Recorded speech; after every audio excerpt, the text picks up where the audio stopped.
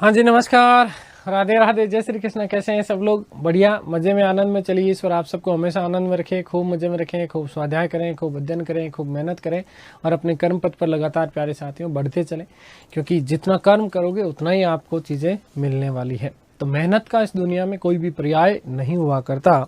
देखिएगा, हम बात कर रहे थे भारत में राष्ट्रीय आंदोलनों की, और इसी राष्ट्रीय आंदोलन को हम लोगों ने, आपको पता है कि 3 भागों में विभाजित किया था। पहला जो चरण, जिसको हम उदारवादी चरण के नाम से जानते हैं, 1885 से लेकर के 1905 तक का जो ये चरण था, इसको हमने उदारवादी चरण के नाम से बात कही।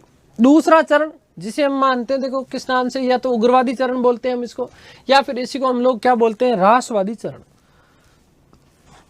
या तो उग्रवादी चरण, या इसी को हम लोग क्या बोलते हैं, राष्ट्रवादी चरण। और इसका जो समय माना जाता है वो माना जाता है 1905 से लेकर के 1919 ईस्वी तक का जो ये दौर है, इसे हम लोग राष्ट्रवादी या उग्रवादी चरण के नाम से जानते हैं। क्या कारण है इसके पीछे कि इसको उग्रवादी चरण के नाम से जाना जाता है? देखिएगा, यदि हम बात करें विशेष रूप में, तो आप लोगों को ये इस प्रकार का उल्लेख मिलता है कि जो उदारवादी चरण था, इस उदारवादी चरण में विशेष रूप से कांग्रेस की स्थापना, किसकी स्थापना? कांग्रेस की स्थापना की गई। और कांग्रेस की स्थापना भी हमने बात कही, क्या चीज, कि साहब इसकी एक स्थापना जो थी वो सेफ्टी वाल्व के रूप में, सेफ्टी वाल्व या सुरक्षा वाल्व के रूप में स्थापित इसको किया गया था। किसको? कांग्रेस को। और कांग्रेस की स्थापना A.O. ह्यूम के द्वारा की गई थी, ठीक है ना, ताकि भारत में इस ब्रिटिश साम्राज्य को अक्षुण्ण बनाया रखा जा सके। क्योंकि भारतीय लोगों में जो राष्ट्रवाद या जो चेतना जो आ रही थी, उस चेतना को एक संगठित रूप में दूसरी तरफ ढालना इसका मुख्य एक तरीके से कार्य माना जाता रहा, ठीक है। वस्तुतः ध्यान देना कि कांग्रेस जो शब्द है, इस कांग्रेस शब्द का शाब्दिक अर्थ भी लोगों का समूह, ये शायद मैंने आप लोगों को लिखाया नहीं होगा तो लिख भी लीजिएगा कि कांग्रेस का जो शाब्दिक अर्थ है वो क्या होता है, लोगों का समूह, ठीक है। तो एक तरीके से ये जो उदारवादी चरण रहा है, इस उदारवादी चरण में क्या है, हालांकि कांग्रेस को इतना तक कह दिया बेगर्स टीम है ना, भिखमंगों की टीम है कि भिखारियों की टीम है, ठीक है। बहुत सारे इसके विरोध में कई शब्द कहे गए। जैसे हम बात करें, तिलक की बात करेंगे, तिलक साहब ने क्या कहा कि हम साल में एक बार मेंढक की तरह, यदि हम साल में एक बार मेंढक की तरह टर करेंगे या टर्राएंगे तो इससे हमें कुछ नहीं मिलने वाला भैया। इससे तुम्हें आजादी या स्वतंत्रता या स्वदेश, है ना, स्वराज्य जैसी चीजें आपको नहीं प्राप्त हो सकती, चाहे कुछ भी कर लो। अरे तुम करो भी क्या, एक साल हुआ, एक साल में या तो सितंबर में या फिर कहीं विशेष अधिवेशन हुआ, तो अलग अलग महीनों का भी उल्लेख मिलता है, तो उसमें जाकर के तुम बैठोगे, कांग्रेस की अधिवेशन होगा, उस अधिवेशन में टर कर लोगे और वही एक साल के लिए फिर गई, है ना। तो इसका तो कोई मतलब ही नहीं है। इस तरीके से आपको स्वराज्य प्राप्त हो ही नहीं सकता, संभव ही नहीं है। दूसरा, यहीं पर एक व्यक्ति थे जिनका नाम था अश्विनी कुमार दत्त। इन अश्विनी कुमार दत्त ने तो इतना कह दिया कि कांग्रेस के जो अधिवेशन है वो 3 दिन का तमाशा है, इसके अलावा कुछ नहीं है। ये कांग्रेस के लोग आते हैं और 3 दिन तमाशा करते हैं, तमाशे के अलावा कुछ भी नहीं करते। ये 3 दिन का तमाशा है, इससे कुछ नहीं होने वाला। आगे बात समझ क्लियर है? तो ये बात चीज आप लोग विशेष रूप से ध्यान रखिएगा, ठीक है ना। तो यदि हम बात करें यहाँ पर राष्ट्रवादी चरण की, तो राष्ट्रवादी चरण में जैसे आप लोगों ने विशेष रूप से, यदि हम बात करें राष्ट्रवादी चरण, जहां पर त्रिमूर्ति का उल्लेख मिलता है, किसका उल्लेख मिलता है? त्रिमूर्ति का उल्लेख मिलता है। त्रिमूर्ति बोले तो कौन? राष्ट्रवाद की त्रिमूर्ति कौन थे? लाल पाल बाल। कौन? लाल पाल बाल। और इसी कड़ी में यदि हम लोग बात करें इस चरण के मुख्य नेताओं की, इस चरण के मुख्य नेता कौन थे? इस चरण के मुख्य नेता कौन कौन थे, तो उनकी हम लोग बात कर लेते हैं। मुख्य नेता कौन थे, ये बात हम लोग कर रहे हैं। देखिएगा, इस चरण में हालांकि एक व्यक्ति ऐसे भी थे जो प्रारंभिक समय में तो उदारवादी थे, लेकिन बाद में अपनी नीतियों से परेशान हो गए। अपनी नीतियों का मतलब यहाँ पर उदारवादी लोगों की नीतियों से है, अपनी नीतियों से परेशान होकर के उग्रवादी बन गए थे। जैसे विपिन चंद्र पाल की बात करें, ठीक है, तो ध्यान रखना, पहला जो नेता हम बात करते हैं तो लोकमान्य, कौन? लोकमान्य बाल गंगाधर तिलक। लोकमान्य बाल गंगाधर तिलक साहब, ठीक है ना। ध्यान रखना कौन थे? लोकमान्य बाल गंगाधर तिलक, पहला व्यक्ति। दूसरा व्यक्ति यदि हम बात करें तो विपिन चंद्र पाल। कौन? विपिन चंद्र पाल। इस काल के प्रमुख नेताओं की हम लोग बात कर रहे हैं, विपिन चंद्र पाल। आपसे पूछा जा सकता है कि भारत में राष्ट्रवादी चरण या उग्रवादी चरण के प्रमुख नेता कौन थे, ठीक है।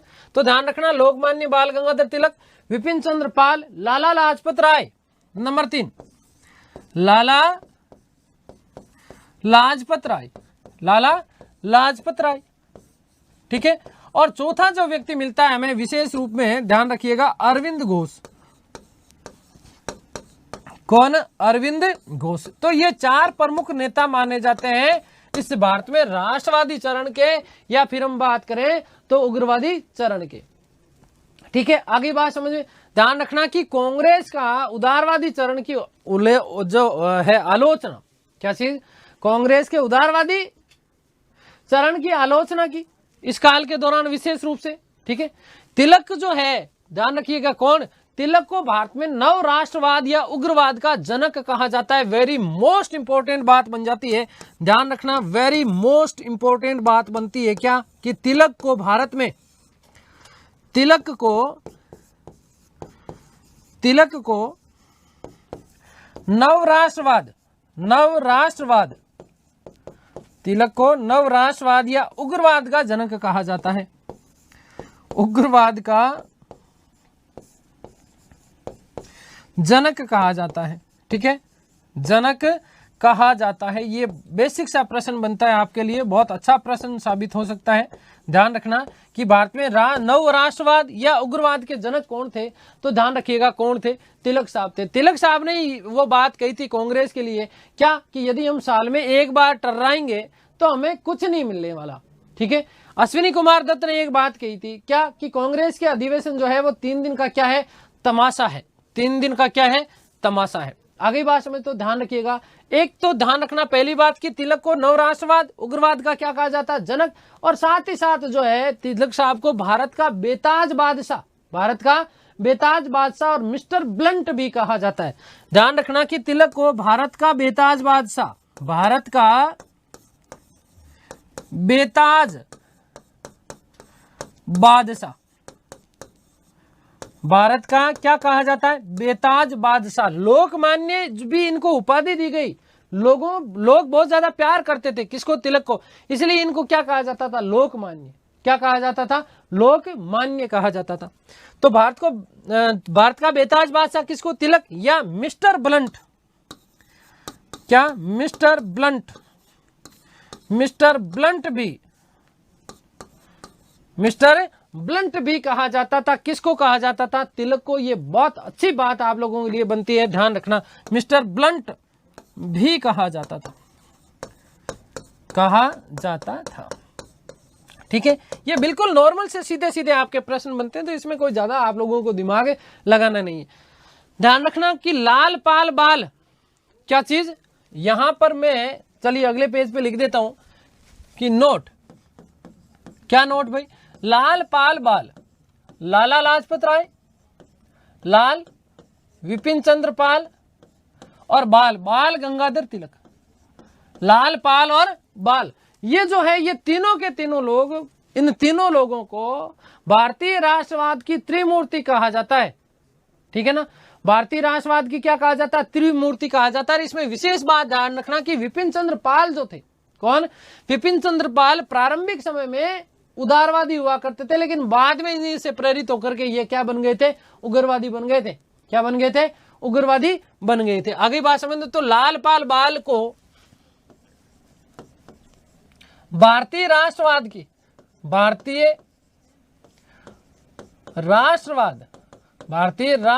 की त्रिमूर्ति कहा जाता है। राष्ट्रवाद की त्रिमूर्ति कहा जाता है। क्या कहा जाता है? भारतीय राष्ट्रवाद की त्रिमूर्ति कहा जाता है। किसको? लाल पाल बाल को। एक चीज ध्यान रखिएगा कि विपिन चंद्र पाल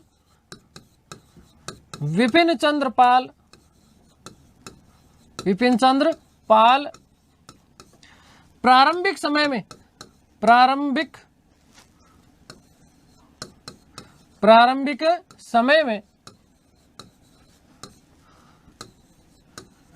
उदारवादी थे।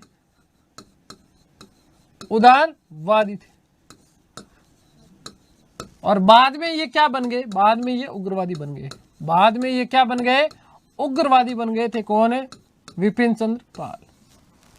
ठीक है, आगे बात समझ। आपसे ये भी पूछा जा सकता है कि ऐसा कौन सा नेता था जो प्रारंभिक समय में तो उदारवादी था लेकिन बाद में क्या बन गया, उग्रवादी बन गया था। आगे बात समझ क्लियर है। बात कर लेते हैं थोड़ी सी चौथे नेता के बारे में, और चौथा नेता मैंने आपको बताया था क्या चीज, अरविंद घोष। कौन, अरविंद घोष। तो थोड़ी सी चर्चा हम लोग कर रहे हैं यहां पर किसकी, अरविंद घोष की। अरविंद घोष से एक बहुत अच्छा प्रश्न आप लोगों के लिए बन सकता है, तो इसका विशेष रूप में आप लोग ध्यान देना। यदि हम बात करें अरविंद घोष की, तो अरविंद घोष ने पांडिचेरी में ओरोविले आश्रम की क्या की थी, स्थापना की। और साथ ही साथ इन्होंने एक स्टेटमेंट दिया था कांग्रेस को लेकर के। अरविंद घोष ने क्या स्टेटमेंट दिया कि कांग्रेस जो है वो श्रमिक वर्ग से दूर है, श्रमिक वर्ग से क्या है, दूर है, और कांग्रेस जो है अराष्ट्रवादी है। ठीक है ना। तो अरविंद घोष ने पांडिचेरी में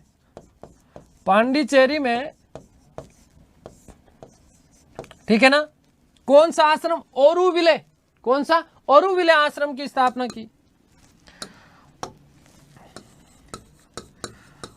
ओरोविले आश्रम की स्थापना की, आश्रम की स्थापना की।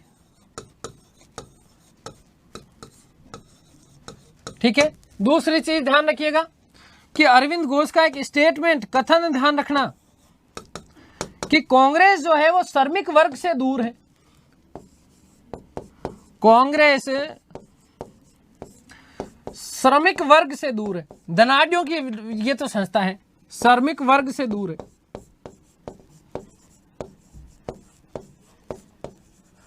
और साथ ही साथ ये अराष्ट्रवादी, क्या चीज, अराष्ट्रवादी है। ये क्या है, अराष्ट्रवादी है एवं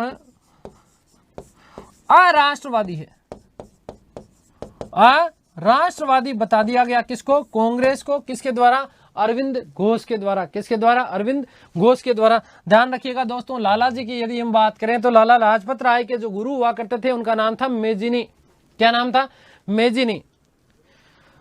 और मेजिनी की एक रचना थी जिसका नाम था the duty of man. The duty of man, इस द ड्यूटी ऑफ मैन की, मैन का उर्दू भाषा में अनुवाद किया गया था किसके द्वारा, लाला लाजपत राय के द्वारा। एक नोट लगा करके लिख रहा हूं, देखिएगा नोट, कि लाला लाजपत राय के गुरु, लाला लाजपत राय के गुरु कौन, मेजिनी।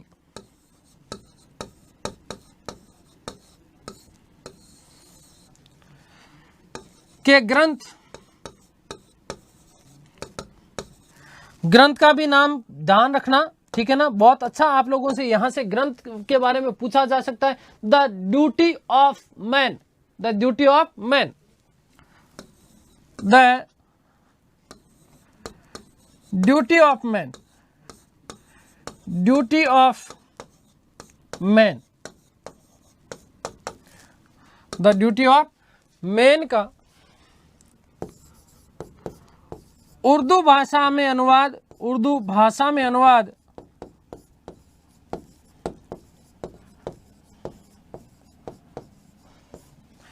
स्वयं तिलक के द्वारा किया गया। स्वयं, माफ करना, लाला जी के द्वारा करवाया किया गया। स्वयं लाला जी द्वारा किया गया, लाला जी द्वारा किया गया। वही हम बात करें तिलक के गुरु की, तो तिलक के गुरु का भी नाम पूछा गया कई बार, ध्यान रखना। तिलक के जो गुरु थे उनका नाम था शिशिर कुमार घोष। कि तिलक के गुरु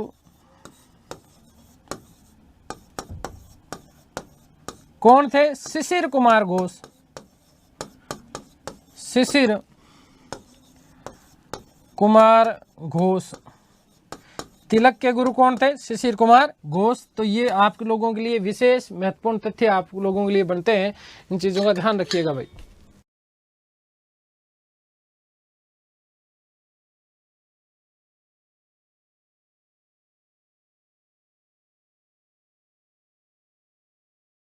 ठीक है, देखिएगा फिर बता रहा हूं,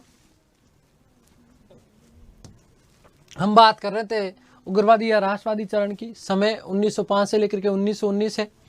4 प्रमुख नेता हैं इसमें। कौन कौन है? लोकमान्य बाल गंगाधर तिलक, विपिन चंद्र पाल, लाला लाजपत राय और अरविंद घोष। ठीक है, ध्यान रखिएगा। लाल पाल बाल को त्रिमूर्ति कहा गया है। राष्ट्रवाद की क्या कहा गया? त्रिमूर्ति।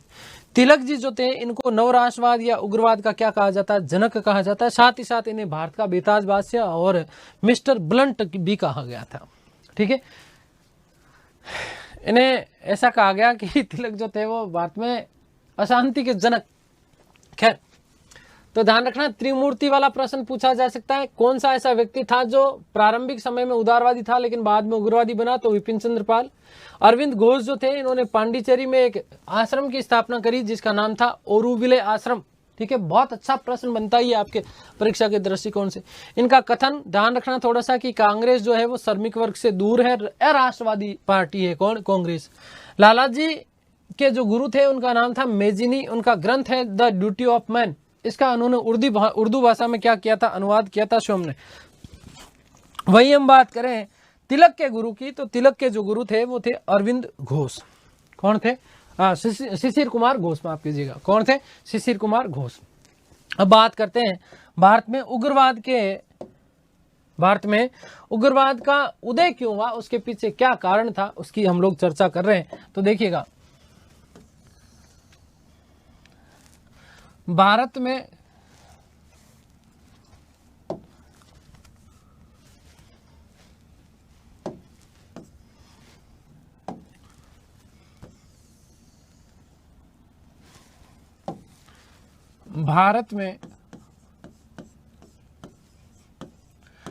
उग्रवाद उदय के कारण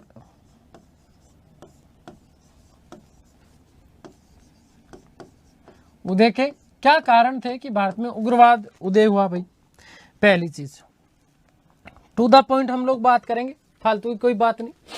एक तो ब्रिटिश सरकार जो थी वो ब्रिटिश सरकार लगातार इतने निकम्मे लोग थे ये कि लगातार सरकार जो थी ब्रिटिश सरकार ये जनता के विरोधी नीतियां लेकर के आ रही थी।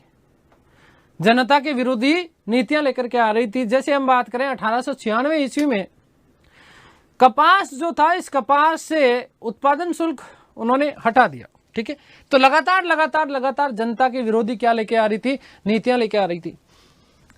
तो ब्रिटिश सरकार,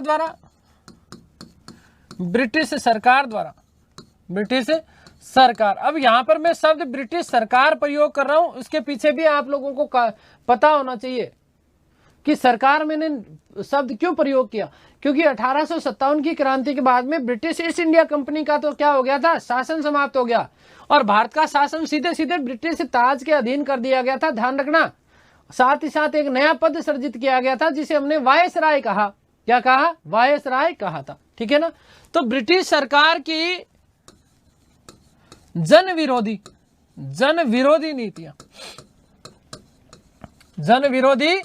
नीतियां, ठीक है। आगे नंबर 2 बात करें तो इसी समय देखो 1905 में एक व्यक्ति था भारत में, वायसराय था, जिसका नाम था लॉर्ड कर्जन। क्या नाम था? इस लॉर्ड कर्जन की भी कई नीतियां थी।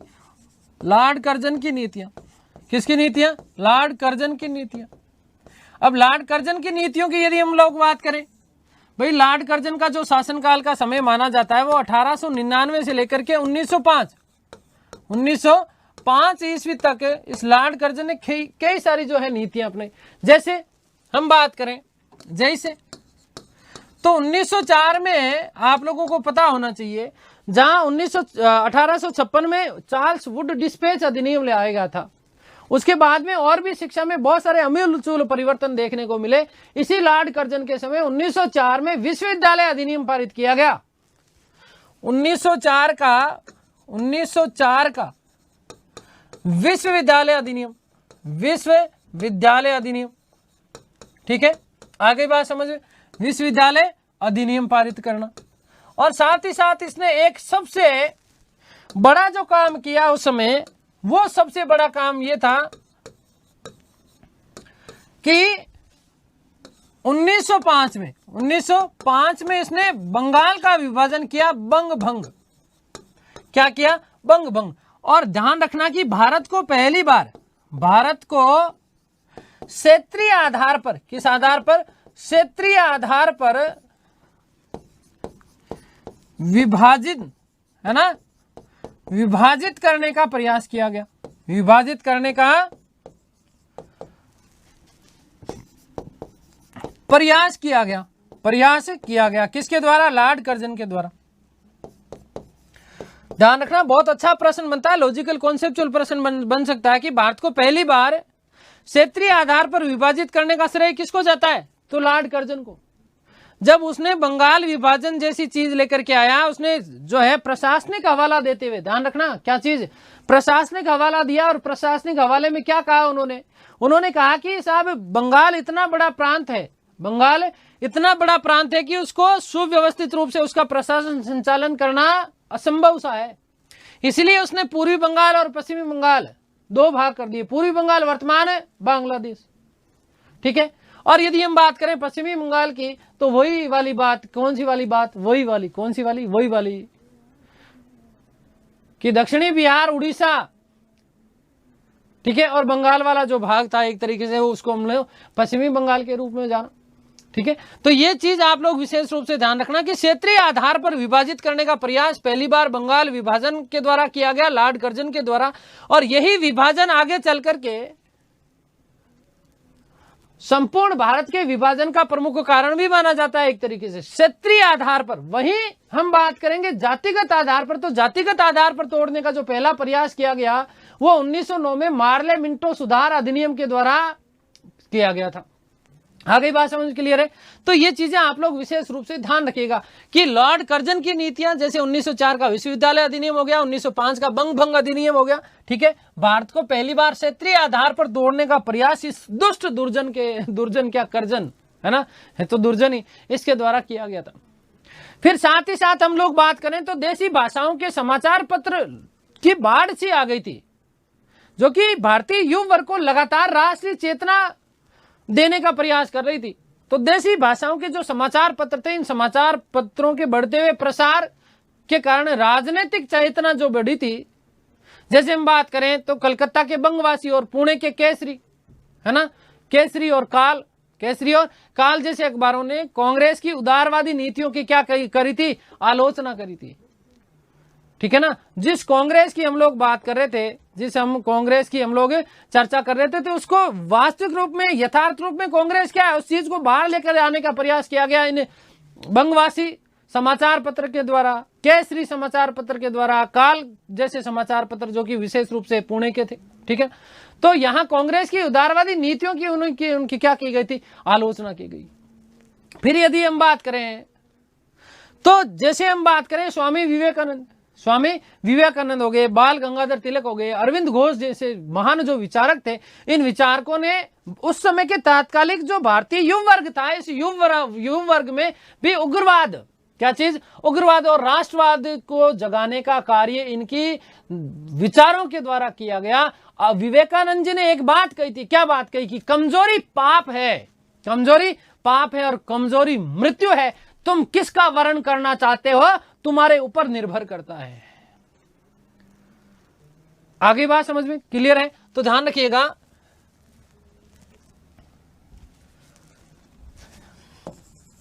कि भारतीय समाचार पत्रों का बढ़ता हुआ प्रभाव, समाचार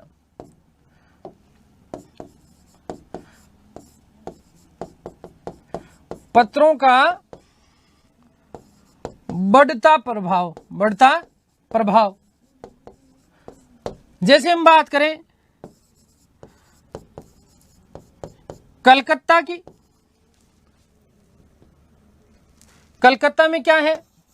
बंगवासी। पुणे की बात करें तो पुणे में केसरी व काल। इन सभी में जो है उदारवादी नीतियों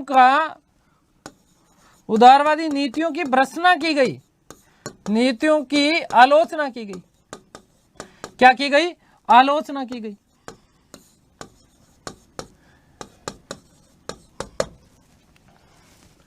साथ ही साथ स्वामी विवेकानंद,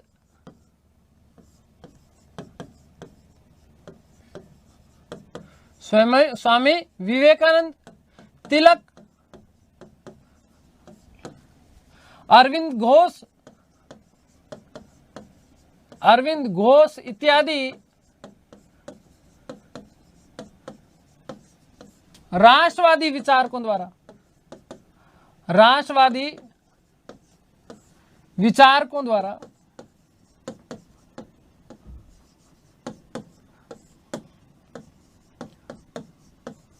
भारतीय युवा वर्ग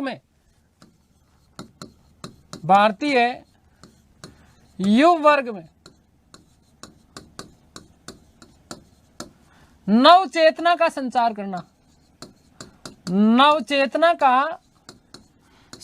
करना, अपने विचारों के माध्यम से इन्होंने भारतीय युवा वर्ग को बड़ा क्या किया था? प्रभावित किया था। आ गई बात समझ में? वही मैंने अभी बात कही किसकी? विवेकानंद जी की। किसकी बात कही?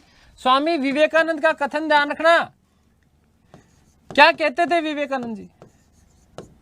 विवेकानंद ने क्या कहा कि कमजोरी पाप है। कमजोरी क्या चीज? कमजोरी क्या है? पाप है। कमजोरी क्या है? पाप है। कमजोरी मृत्यु है। कमजोरी पाप है और कमजोरी मृत्यु है। कमजोरी मृत्यु है। अब तुम सोच लो, है ना, कि किस तरीके से तुम जीना चाहते हो, किस तरीके से तुम जीना चाहते हो। ये बात ध्यान रखना कि स्वामी विवेकानंद जी ने कही थी कि कमजोरी पाप है और कमजोरी आपकी क्या है? मृत्यु है। ठीक है, तो इस प्रकार से विशेष रूप से यदि हम बात करें तो लोकमान्य बाल गंगाधर तिलक के द्वारा जो भारतीय राष्ट्रवाद की मशाल जलाई गई, उसके पीछे तिलक ने कहीं ना कहीं यदि हम बात करें तो जो राष्ट्रीय चेतना जगाने का जो उन्होंने प्रयास किया, वहां उन्होंने धार्मिक रूढ़िवाद का सहारा लिया था। ठीक है, तिलक ने 1839 ईस्वी में, माफ करना 1893 ईस्वी में, कब? 1893 ईस्वी में गणपति महोत्सव, वेरी मोस्ट इंपॉर्टेंट बात ध्यान रखना, गणपति महोत्सव कब प्रारंभ किया गया? तिलक के द्वारा किया गया था, ध्यान रखना। और 1895 में महाराष्ट्र में ही शिवाजी महोत्सव की शुरुआत की गई। ध्यान रखिएगा कि तिलक ने इंपॉर्टेंट कर लेना इस बिंदु को, मोस्ट इंपॉर्टेंट बनता है बेटा।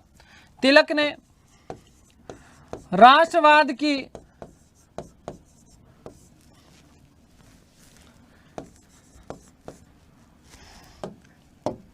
चेतना जागृत करने हेतु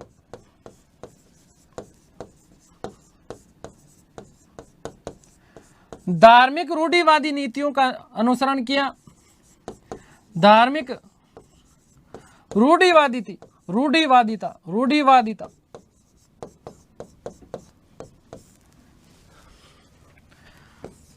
का सहारा लिया। जैसे 1893 ईस्वी में ये प्रश्न कई बार पूछा जा चुका है, ध्यान रखना। गणपति महोत्सव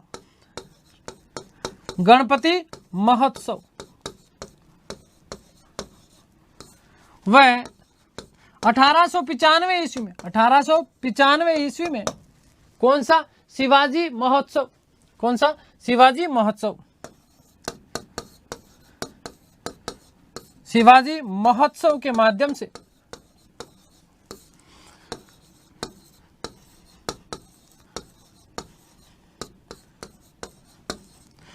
राष्ट्रवाद की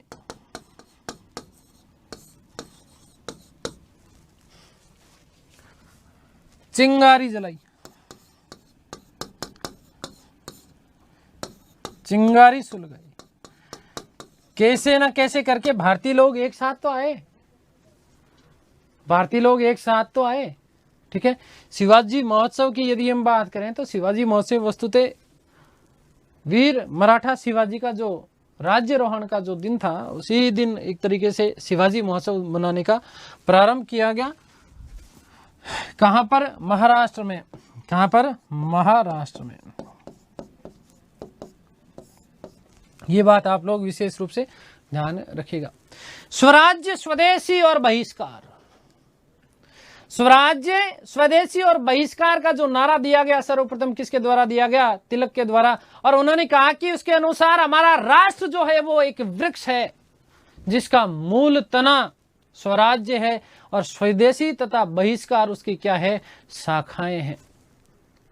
ठीक है, देखिएगा कि तिलक जी ने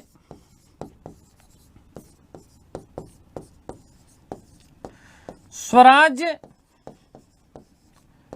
स्वदेशी व बहिष्कार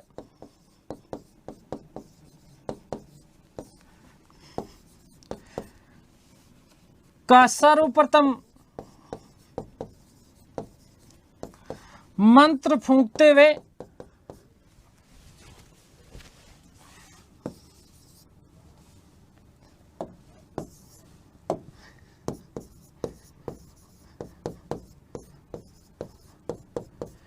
कहा कि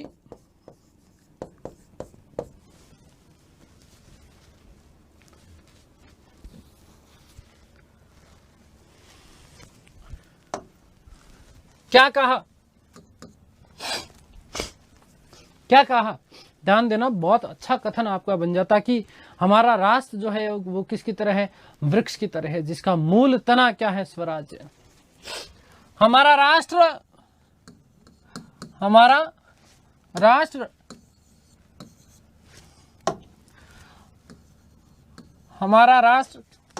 क्या हो रहा है?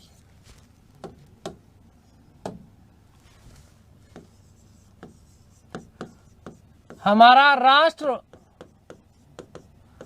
वृक्ष है जिसका मूल तना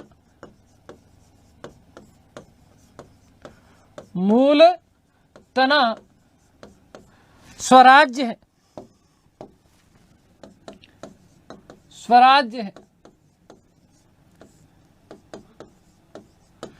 स्वदेशी व बहिष्कार, स्वदेशी व बहिष्कार इसकी शाखाएं हैं।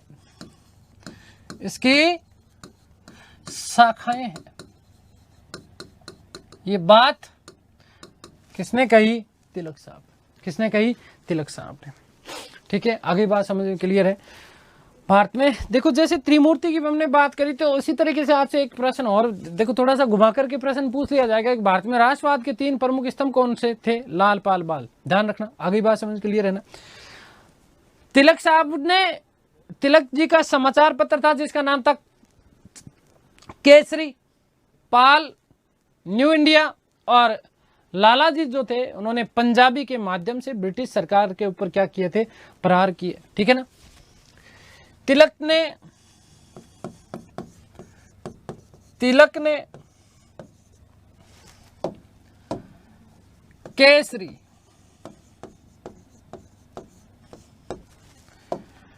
पाल ने न्यू इंडिया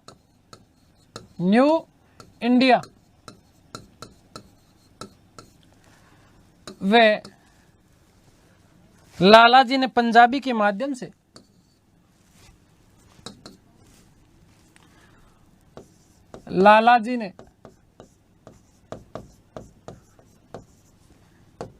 पंजाबी के माध्यम से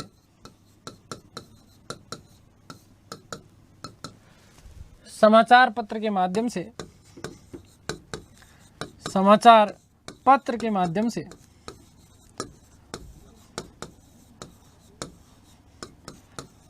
सरकार की नीतियों पर या सरकारी नीतियों पर चोट की।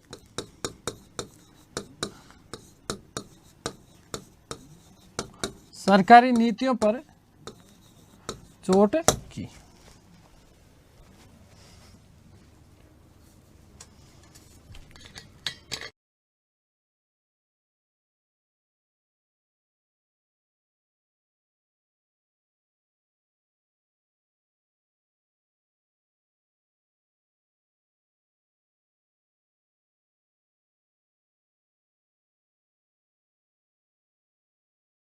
चलिए, तो ये हमने बात कर ली, ठीक है।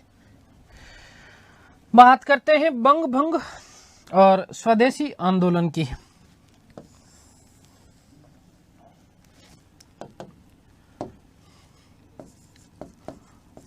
बंग भंग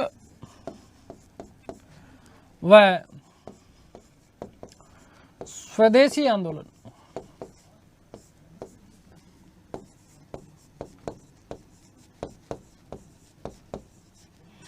बंग भंग व स्वदेशी आंदोलन।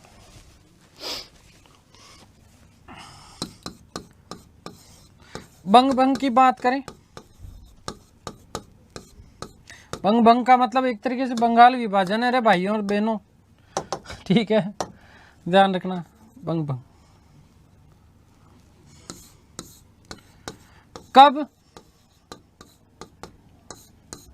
तो 1905 ईस्वी। किसके द्वारा?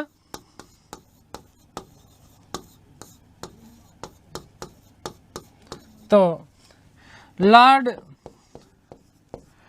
कर्जन, बड़ा दुर्जन कर्जन। किसके द्वारा? लॉर्ड कर्जन के द्वारा। जो ध्यान रखना, लॉर्ड कर्जन के द्वारा जो भारत में ये बंगाल विभाजन का कार्य किया है ना, तो इससे भारतीय राष्ट्रवाद पर एक प्रचंड प्रहार था। कल की क्लास में मैंने आप लोगों को एक बात बताई, मैंने कहा कि कर्जन कहता था कि इस कांग्रेस को मैं दफन कर दूंगा शांतिपूर्ण तरीके से, और उसी के तहत एक तरीके से यदि हम लोग बात करें, यदि हम बात करें तो उसी के तहत उसने क्या किया? बंगाल का विभाजन किया। इस बंगाल का विभाजन या भारत का ही विभाजन हो गया एक तरीके से। तो बंगाल विभाजन के कारण इस लॉर्ड कर्जन को भारतीय राष्ट्रवाद का उत्प्रेरक कहा जाता है। ध्यान रखिएगा कि लॉर्ड कर्जन को भारतीय राष्ट्रवाद का क्या चीज है? भारतीय राष्ट्रवाद का उत्प्रेरक कहा जाता है। भारतीय राष्ट्रवाद का क्या कहा जाता है? उत्प्रेरक कहा जाता है, ठीक है। किसको कहा जाता है? ध्यान रखना, लॉर्ड कर्जन को भारतीय राष्ट्रवाद का क्या कहा जाता है? उत्प्रेरक कहा जाता है। किसको कहा जाता है साहब? लॉर्ड कर्जन को कहा जाता है। यदि उस समय की यदि हम बात करें तो देखो, चाहे मुगल काल की बात करें या फिर हम इस आधुनिक भारत में भी बात करें, तो बंगाल उस समय सबसे बड़ा और समृद्ध प्रांत हुआ करता था। और इसमें विशेष रूप से पश्चिमी बंगाल, पूर्वी बंगाल और बिहार और उड़ीसा वाला जो ये भाग था, ये पूरा का पूरा भाग इसमें शामिल था। असम जो था वो असम वस्तुतः 1874 ईस्वी में, केवल सुनना है, समझना इन चीजों को, असम 1874 ईस्वी में बंगाल से अलग हो गया था, ठीक है। अंग्रेज सरकार या फिर हम बात करें इस दुर्जन की, दुर्जन कौन? कर्जन। बात करें तो इसने अंग्रेज सरकार या दुर्जन ने, दुर्जन ही निकल रहा है मुंह से नाम, ठीक है। इस कर्जन ने एक तर्क दिया कि बंगाल का विभाजन प्रशासनिक कारणों से किया जा रहा। मैं बता दिया आपको क्या कारण क्या दिया था, तो ध्यान रखना है, प्रशासनिक कारण दिया। उन्होंने कहा कि इतने बड़े प्रांत को बिना विभाजित किए सुव्यवस्थित ढंग से शासन नहीं चलाया जा सकता। लेकिन यदि हम वास्तविक कारण की बात करें तो वास्तविक कारण यही था कि बंगाल में जो राष्ट्रीय चेतना की आग जो फैल पड़ी थी, इस आग से अंग्रेज झुलसने वाले थे। तो एक तरीके से यदि बंगाल विभाजन की यदि हम लोग चर्चा करें तो बंगाल विभाजन राजनीति से प्रेरित होकर के किया गया था। कारण बता देता हूं, कारण क्या?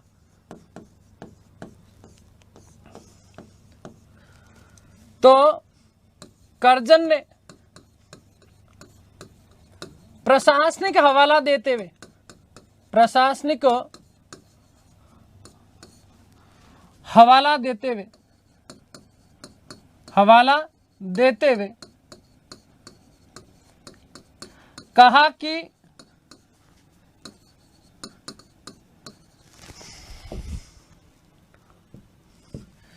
इतने बड़े क्षेत्र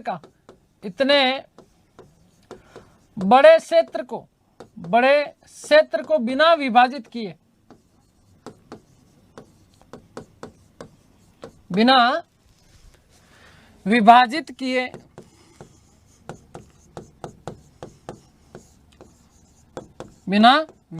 किए, सुव्यवस्थित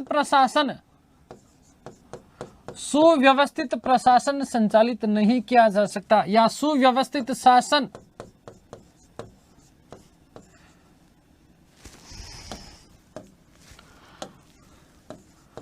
संचालन करना दुर्भर है।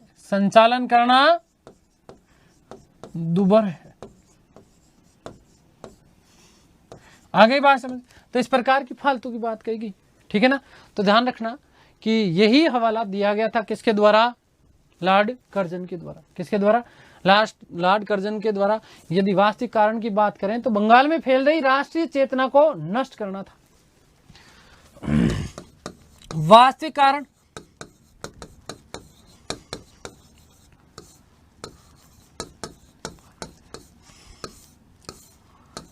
बंगाल में फैल रही राष्ट्रीय चेतना को, बंगाल में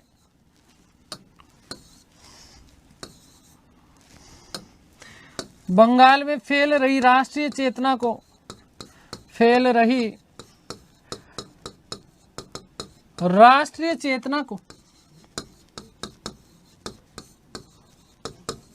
समाप्त करना। ठीक है।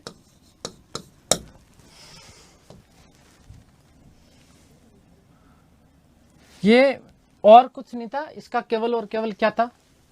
षड्यंत्र था। इसीलिए अविभाजित बंगाल को बंगाल तथा पूर्वी बंगाल में क्या कर दिया गया? विभाजित किया गया।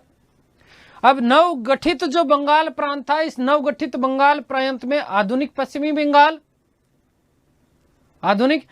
बंगाल, बिहार, उड़ीसा शामिल थे। और इसकी राजधानी क्या बना दी गई? कलकत्ता। ध्यान रखना कि बंगाल को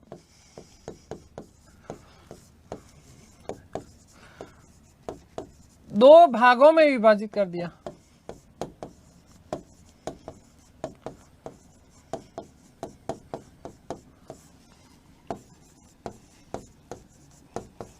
ये दो भाग क्या है?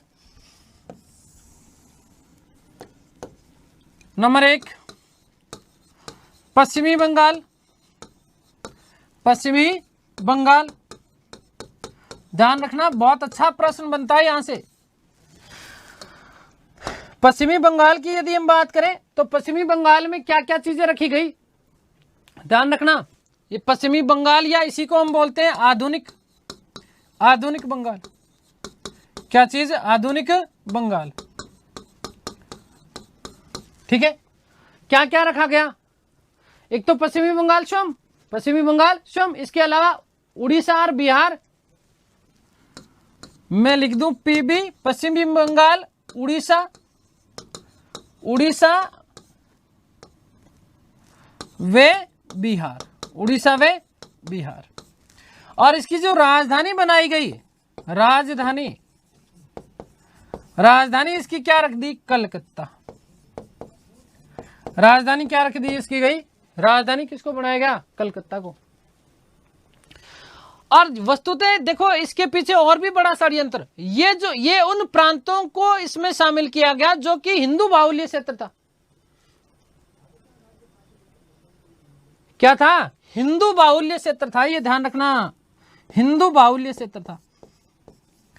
हिंदू बाहुल्य क्षेत्र, ये एक तरीके से क्या था? हिंदू बाहुल्य क्षेत्र। तो कहीं ना कहीं इस बंगाल विभाजन के नाम पर एक तरीके से भारतीय हिंदुओं और मुसलमानों को भी पृथक करने की गंदी राजनीतिक चाल खेली थी। किसने? कर्जन ने। लेकिन इस बंगाल में क्या हुआ? बंगाली आबादी और गैर बंगालियों की संख्या क्या हो गई, कम हो गई। दूसरा जो हम बात करें, दूसरा बंगाल कौन सा साहब, दूसरे प्रांत को नाम दिया गया, दूसरे बंगाल को पूर्वी बंगाल कहा, और पूर्वी बंगाल और साथ ही साथ में क्या, असम कह दिया गया। ठीक है। नंबर 2 पूर्वी बंगाल, पूर्वी बंगाल, या फिर इसको हम बात करें तो क्या, असम। अब इसमें क्या किया गया, ध्यान रखना, एक तरीके से हिंदू को उधर बांट दिया तो इधर क्या बचे, मुस्लिम, क्या चीज, मुस्लिम बचे। तो इसमें ध्यान रखना कि इसमें मुस्लिम बहुसंख्यक जिले शामिल किए गए, मुस्लिम बहुसंख्यक, क्या चीज है, मुस्लिम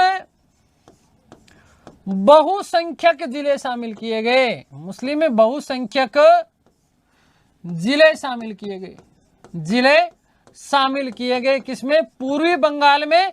और इसकी राजधानी जो रखी गई, राजधानी रखेगी ढाका, ढाका, राजधानी क्या रखी गई, ढाका, ढाका। वर्तमान बात करें तो वर्तमान बांग्लादेश, वर्तमान क्या, बांग्लादेश।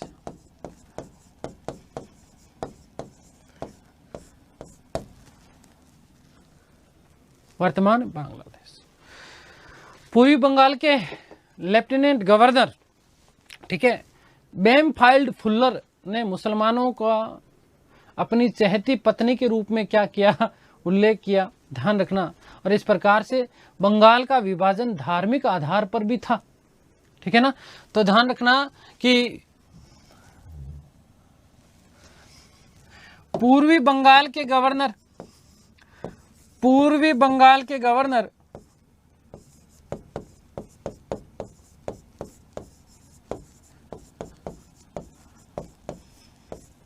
और पूर्वी बंगाल के गवर्नर का नाम भी याद रखना बेटा, क्या याद रखोगे, बेमफाइल्ड, बेमफाइल्ड फुल्लर, बेमफाइल्ड फुल्लर ने, ठीक है। अब यहां पर केवल और केवल मुस्लिम बाहुल्य है, ठीक है ना। तो मुसलमानों को, फुल्लर ने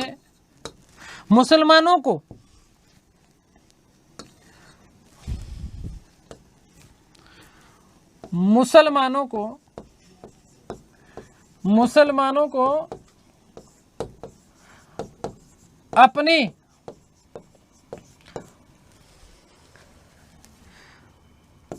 चहेती बेगम के रूप में, चहेती बेगम के रूप में परिभाषित किया,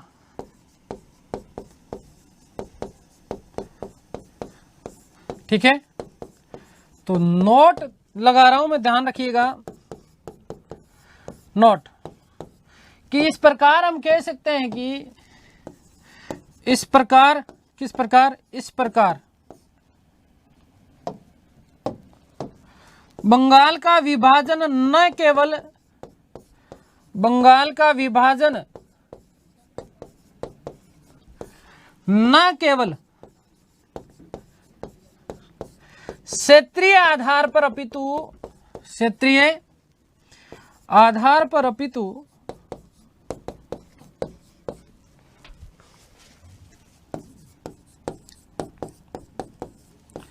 धार्मिक आधार पर भी कर दिया गया, धार्मिक आधार पर भी कर दिया गया।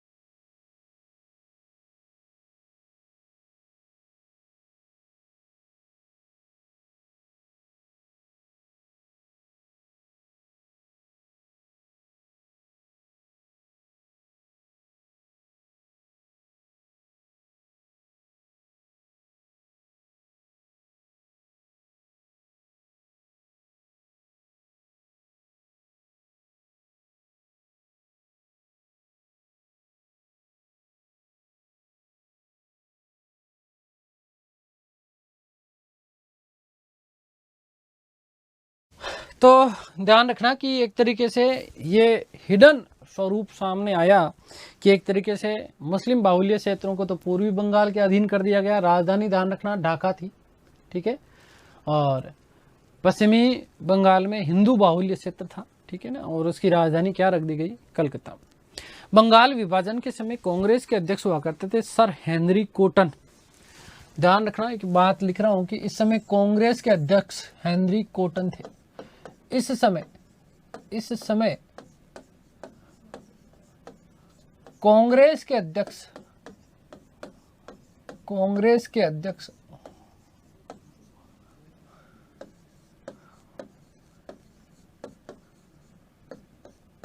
सर हेनरी कॉटन थे,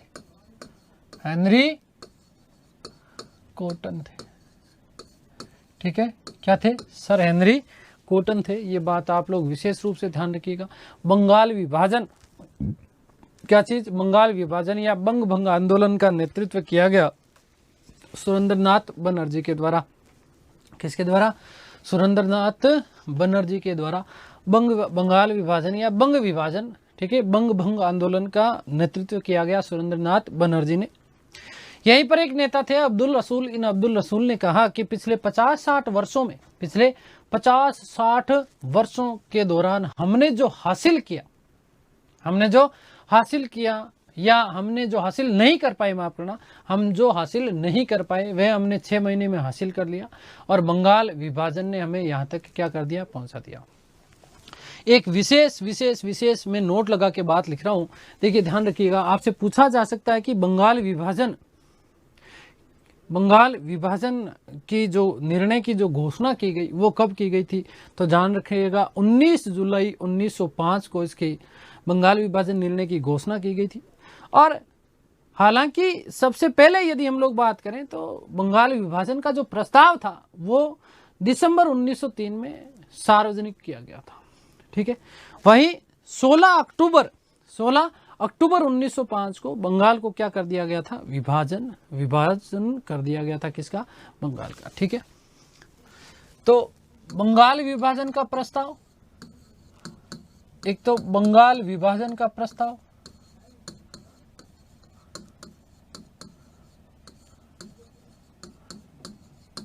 ये बात ध्यान रखना। हो सकता है पूछ ले, वैसे इस तरीके का प्रश्न आएगा नहीं, लेकिन फिर भी ध्यान रखना इसका, ठीक है, कि बंगाल विभाजन का जो प्रस्ताव किया गया वो 1903 में, है ना, कब, 1903 में, ठीक है। आगे बात समझ, दिसंबर 1903 में कर दिया गया था, ठीक है, दिसंबर 1903।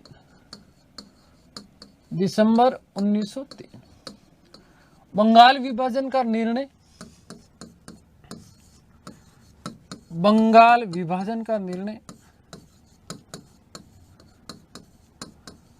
विभाजन का निर्णय कब किया गया, तो जुलाई 1905, ठीक है। एक आपसे बहुत अच्छा जुलाई में भी 19 जुलाई याद रखना, ठीक है। बंगाल विभाजन लागू कब किया गया, ये भी ध्यान रखना।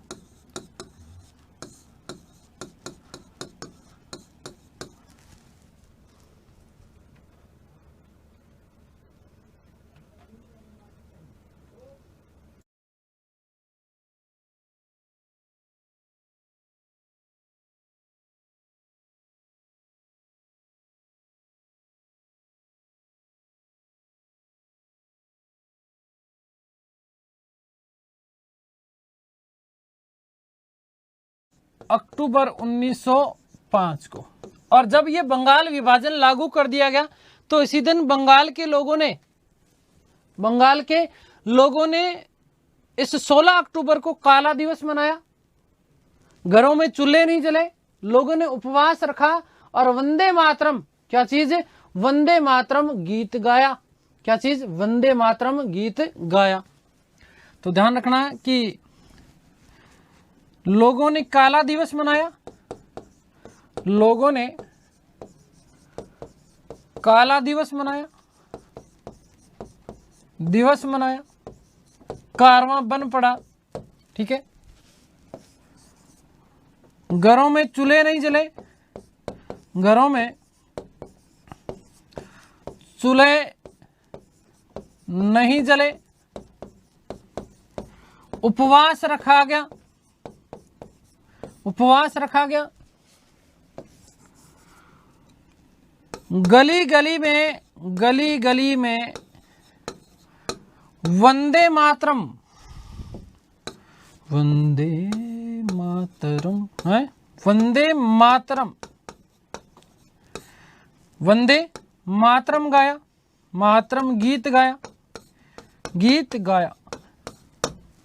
और वेरी मोस्ट इंपॉर्टेंट बात बेटा ध्यान रखना कि इसी दिन भारतीय हिंदू और मुसलमान भाइयों ने एक दूसरे को राखी बांध करके रक्षाबंधन मनाया, इसके विरोध में, ठीक है, इसके विरोध में राखी बांध करके एक दूसरे को क्या बनाया, रक्षाबंधन पर्व मनाया था। ध्यान रखना, मोस्ट इंपॉर्टेंट प्रश्न बनता है।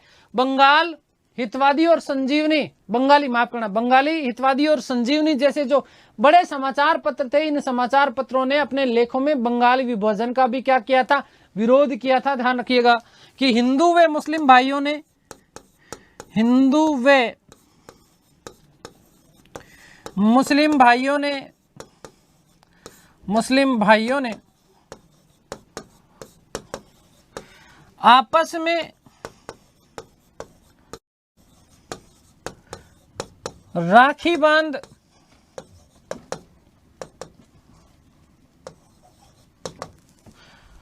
रक्षाबंधन मनाया, रक्षा बंधन पर्व मनाया।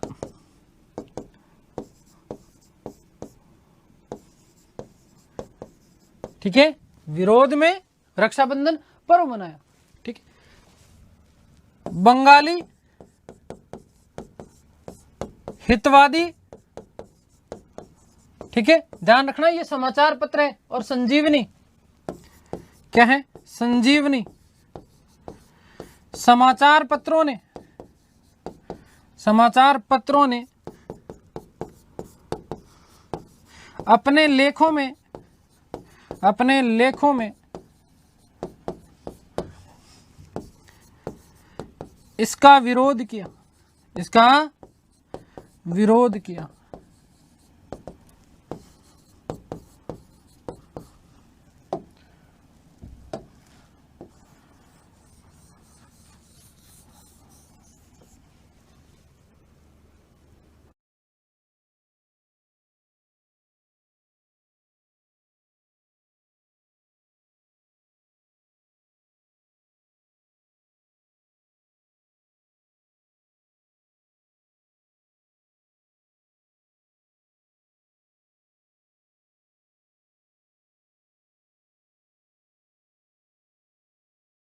ठीक है, एक विशेष बात कि जो हिंदू और मुस्लिम जो भाई थे, इन हिंदू मुस्लिम भाइयों ने राखी बांध कर रक्षाबंधन पर्व मनाया। ये वस्तुतः ये जो सुझाव दिया गया था, किसके सुझाव पर, तो ध्यान रखना कि गुरुदेव रविंद्रनाथ टैगोर, ठीक है ना, रविंद्रनाथ टैगोर के सुझाव पर इसको राखी बंधन या रक्षाबंधन पर्व के रूप में मनाया था। ठीक है ना, आगे बात समझ में क्लियर है। और एक दूसरे के लोगों ने क्या बांधी थी, राखी बांधी थी। ध्यान रखिएगा कि गुरुदेव रविंद्रनाथ टैगोर के सुझाव पर, टैगोर के सुझाव पर,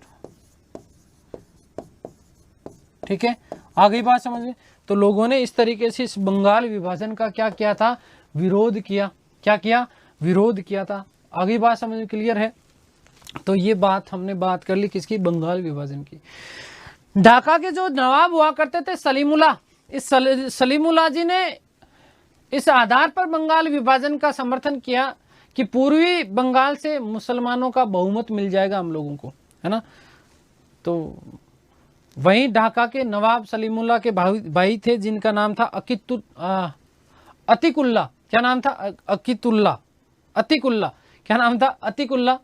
लियाकत हुसैन, अब्दुल रशीद, इस्माइल चौधरी जैसे प्रमुख मुसलमान नेताओं ने इसका क्या किया था, विरोध किया था। 22 अक्टूबर 1905 को बंगाल के मुख्य सचिव कार्लाइल ने एक सर्कुलर द्वारा धरना दे रहे विद्यार्थियों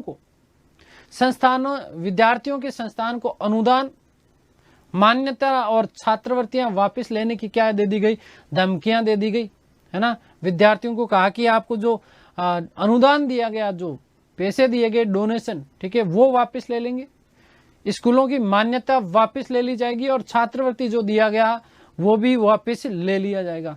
और इसे कार्लाइल सर्कुलर के विरोध में एक कमेटी बनाई गई थी कृष्ण कुमार मित्र के द्वारा, जिसे एंटी सर्कुलर सोसाइटी कहा गया। क्या कहा गया? एंटी सर्कुलर सोसाइटी कहा गया। ठीक है, ध्यान रखिएगा। आगे हम लोग एक बात कर रहे हैं छोटी सी कि ढाका के नवाब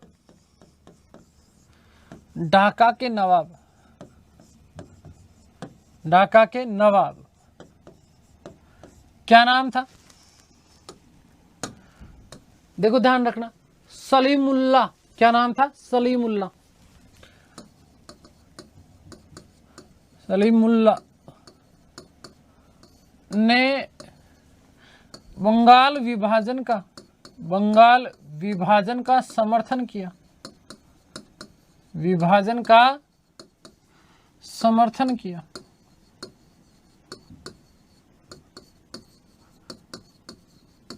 वहीं इस ढाका के नवाब सलीमुल्लाह का जो भाई था, ठीक है ना, अतीकुल्लाह।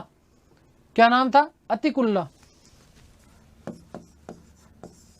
नवाब के भाई क्या नाम था? अतीकुल्लाह। क्या नाम था? अतीकुल्लाह। क्या नाम था? अतीकुल्लाह। एक तो ये ध्यान रखना अतीकुल्लाह का। लियाकत हुसैन, इस समय ये भी प्रमुख मुस्लिम नेताओं में थे। लियाकत हुसैन ध्यान रखना। इसके अलावा क्या याद रख लोगे? अब्दुल रशीद। क्या याद रखोगे? अब्दुल रशीद और इस्माइल चौधरी। अब्दुल रशीद, ठीक है, अब्दुल रशीद और लियाकत चौधरी। क्या चीज? माफ करना, इस्माइल चौधरी, ठीक है ना। क्या? इस्माइल चौधरी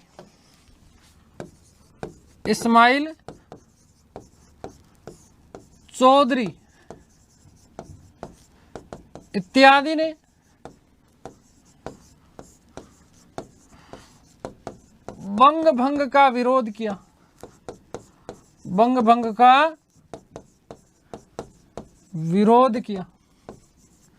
बंगाल विभाजन का इन्होंने क्या किया था? विरोध। वहीं ढाका के नवाब, ये पूछा जा सकता है कि ढाका के किस नवाब ने बंगाल विभाजन का समर्थन किया? तो ध्यान रखना सलीमुल्लाह।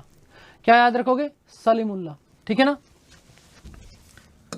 अगली बात क्या चीज कि 22 अक्टूबर 1905 ईस्वी को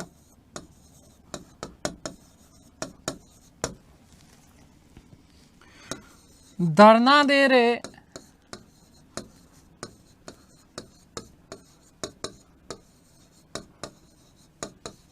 विद्यार्थियों को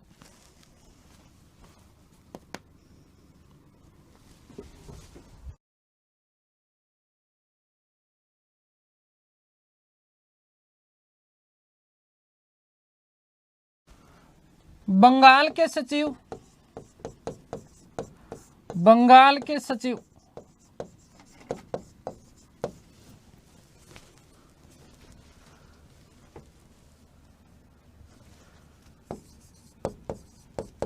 कार्लाइल ने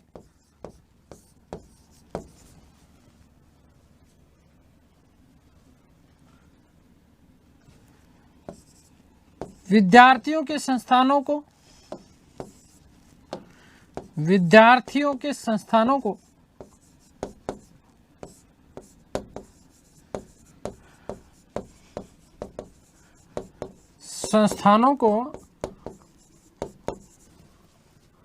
अनुदान मतलब डोनेशन, अनुदान, मान्यता वे छात्रवृत्ति।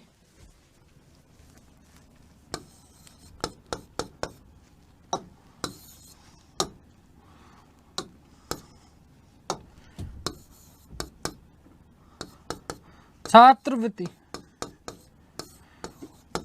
वापस लेने की धमकी दी, वापस लेने की धमकी दी।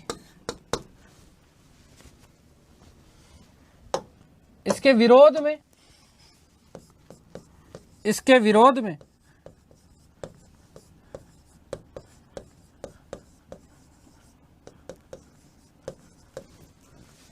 कृष्ण कुमार मित्र ने, कृष्ण कुमार मित्र ने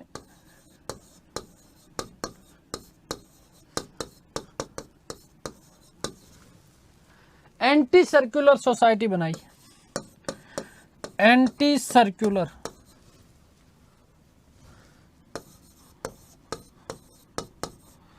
सोसाइटी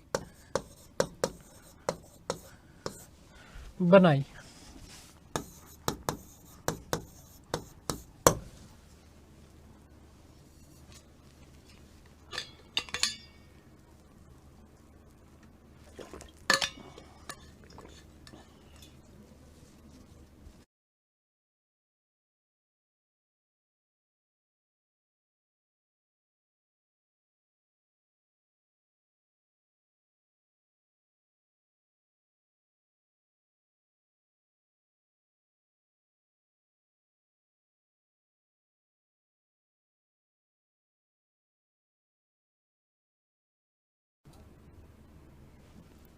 ठीक है, तो आगे यदि हम लोग बात करें, देखो ध्यान देना, ये विशेष बात बन जाती है आपके लिए एक तो कि छात्रवृत्ति वापस लेने की क्या दे दी, धमकी दी।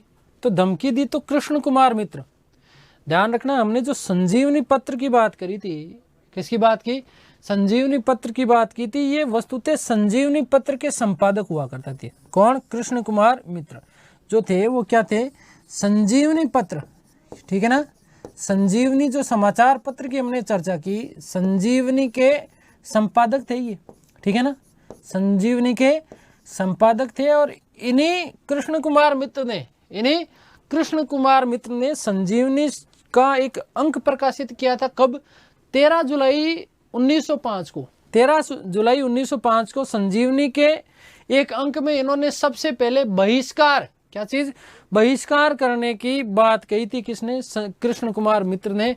हालांकि फिर आगे चल करके सुरेंद्रनाथ बनर्जी ने, किसने, सुरेंद्रनाथ बनर्जी ने बहिष्कार का प्रस्ताव पारित किया था, ध्यान रखना, ठीक है। तो कृष्ण कुमार मित्र ने एक एंटी सर्कुलर सोसाइटी स्थापित की, ठीक है, किसके लिए, जब उसने ये धमकी दी थी, ठीक है। आगे बात समझ क्लियर है, तो ये बात आप लोगों विशेष रूप से ध्यान रखना, ठीक है। अगली यदि हम बात करें तो चलिए इसी बहिष्कार वाली बात आ जाते हैं। एक तो स्वदेशी आंदोलन की सबसे पहले यदि हम लोग चर्चा करें तो 7 अगस्त 1905 को कलकत्ता टाउन हॉल में एक बैठक थी और इसी बैठक में स्वदेशी आंदोलन की क्या की गई थी, घोषणा की गई। ध्यान रखिएगा क्या चीज, कि 7 अगस्त, क्या चीज बेटा जी, ध्यान रखिएगा कि 7/8/1905 ईस्वी को Calcutta town hall, Calcutta town hall की एक बैठक में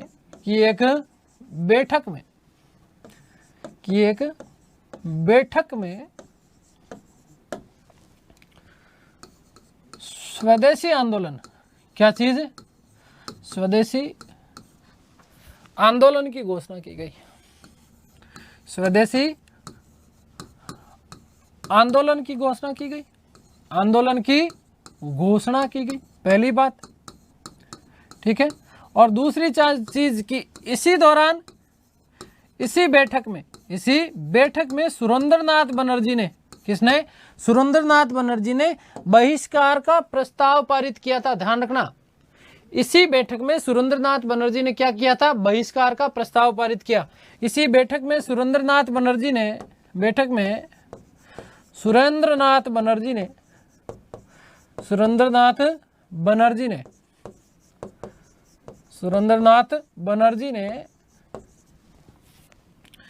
बहिष्कार का प्रस्ताव पारित किया।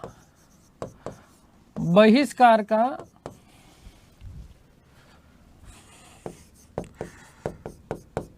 प्रस्ताव पारित किया। ये बात आप लोग विशेष रूप से ध्यान रखिएगा। और यहीं पर मैं एक नोट लगा देता हूं, नोट कि बहिष्कार, ठीक है, क्या चीज, बहिष्कार का सुझाव सर्वप्रथम किसके द्वारा दिया गया था, कृष्ण कुमार मित्र, जो कि संजीवनी के क्या थे, संपादक। बहिष्कार का सुझाव सर्वप्रथम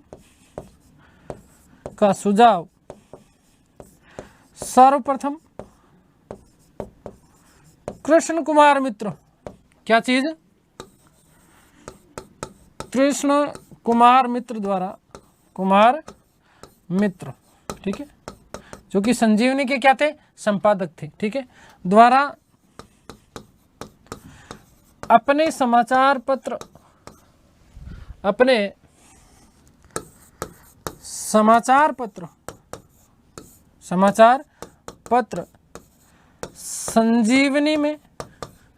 संजीवनी के कौन सा, ध्यान रखना, ये तो बात है कब की, अगस्त वाली, ठीक है, लेकिन इन्होंने कब, 13/7/1905 के 13/7/1905 ईस्वी के अंक में दिया। सबसे पहले सुझाव किसके द्वारा दिया गया था, तो कृष्ण कुमार मित्र के द्वारा।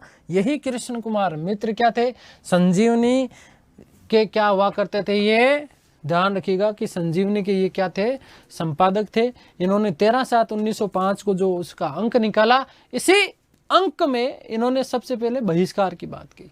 जबकि ध्यान रखना कि स्वदेशी आंदोलन की बात घोषणा कब की गई, कलकत्ता टाउन हॉल में, कब, 7-8 अगस्त 1905, 7 अगस्त 1905 को। आगे बात समझ क्लियर है। अब देखो, जैसे ही बहिष्कार प्रस्ताव पारित हुआ, उसके बाद में स्वदेशी आंदोलन में बंगाल का जो प्रत्येक वर्ग था, ये प्रत्येक वर्ग इसमें सम्मिलित हो गया। जैसे यहां पर उल्लेख मिलता है 2 मोचियों का, ठीक है ना, 2 मोची थे जिनका नाम था, एक का नाम था मेमन सिंह, क्या नाम था, मेमन सिंह, और दूसरे का नाम था फरीदपुर, क्या नाम था, फरीदपुर। तो मेमन सिंह और फरीदपुर नामक मोचियों ने अंग्रेजों के जूतों की मरम्मत करने से इनकार कर दिया। उन्होंने कहा कि हम लोग आपके, अंग्रेजों को मना कर दिया कि हम लोग आपके जूतों की मरम्मत नहीं करेंगे। आगे बात समझ के, वहीं वारी साल, क्या चीज, वारी साल के उड़िया रसोइया जो हुआ करते थे, उड़िया के जो रसोई थे, उन रसोइयों ने, और उसके साथ ही साथ कालीघाट के जो धोबी थे, इन धोबियों ने भी जो है अंग्रेजों को यहाँ काम करने से क्या कर दिया था, मना कर दिया था। वंदे मातरम, क्या चीज, वंदे मातरम जो था वो बंगाल स्वदेशी आंदोलन का प्रमुख क्या बन गया था, गीत बन गया था। ये बात आप लोग विशेष रूप से ध्यान रखिएगा, ठीक है। तो एक तरीके से स्वदेशी आंदोलन जो था ये बंगाल विभाजन की प्रतिक्रिया के रूप में प्रारंभ हुआ था, ठीक है। आगे बात समझिए, मोस्ट इंपोर्टेंट बात है, ये चीज आप लोग ध्यान रखना कि स्वदेशी आंदोलन जो है किस घटना की प्रतिक्रिया के रूप में प्रारंभ हुआ। तो ध्यान रखिएगा कि स्वदेशी आंदोलन क्या चीज है, स्वदेशी आंदोलन ये इंपॉर्टेंट तथ्य बनता है, ध्यान रखना, ठीक है, कि बंगाल विभाजन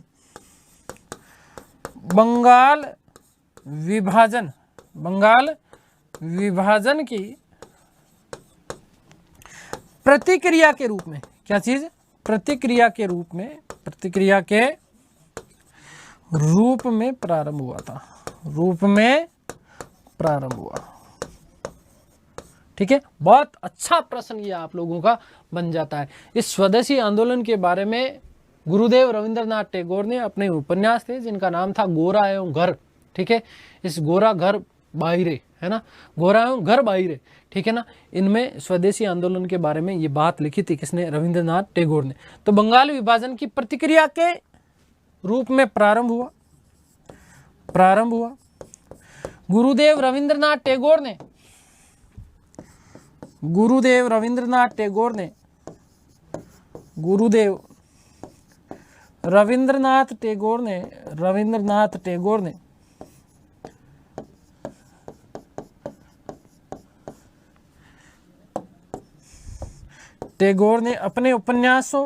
अपने उपन्यासों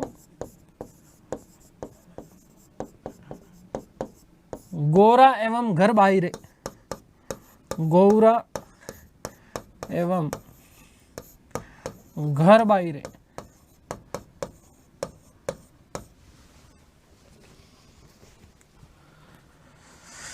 घर बाहिरे में स्वदेशी आंदोलन के बारे में लिखा। स्वदेशी आंदोलन के बारे में लिखा। आंदोलन के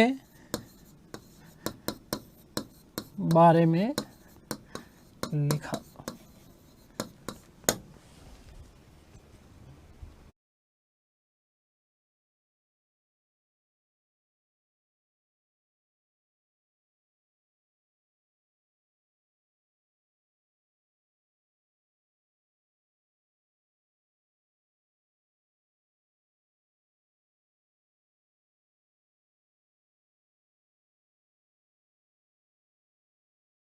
से भंग हुआ, किस प्रकार से स्वदेशी का प्रस्ताव पारित हुआ। अगला जो हम लोग बात करने वाले हैं हमारी अगली क्लास में, हम विशेष रूप से थोड़ा सा, क्योंकि हमें पढ़ना पड़ेगा कांग्रेस का बनारस अधिवेशन, जब मैं भंग हुआ कांग्रेस की प्रकार से बात कर रहा था, प्रस्ताव पारित हुआ, बनारस अधिवेशन की। अगला जो हम लोग बात करने वाले हैं हमारी अगली क्लास में, हम विशेष रूप से थोड़ा सा, क्योंकि हमें पढ़ना पड़ेगा कांग्रेस का बनारस अधिवेशन, कांग्रेस की बात कर रहा था, बनारस अधिवेशन की भी हम लोग, गोपाल कृष्ण गोखले की जहाँ स्वदेशी प्रकार से फिर स्वदेशी आंदोलन का समर्थन किया गया था, पर चढ़ा, और ये सारी की सारी बातें हम लोग हमारी अगली क्लास में करने वाले हैं। तो उम्मीद करता हूँ सारी चीजें आप लोगों को समझ में आई होगी। ईश्वर से प्रार्थना करता हूँ कि आप सब इस प्रकार से स्वदेशी आंदोलन अपने परवान पर चढ़ा, सृष्टि की सारी की सारी बातें हम लोग हमारी अगली क्लास में मिलते हैं हमारी अगली क्लास में। उम्मीद करता हूँ सारी चीजें आप लोगों को समझ में आई होगी। ईश्वर से प्रार्थना करता हूँ कि आप सब स्वस्थ रहें, मस्त रहें, तंदुरुस्त, आह्लादित और प्रसन्नचित्त रहें। इस सृष्टि की संपूर्ण खुशियां आपको और आपके परिवार को मिले। मिलते हैं हमारी अगली क्लास में, तब तक के लिए सभी को धन्यवाद, नमस्कार, थैंक यू सो मच।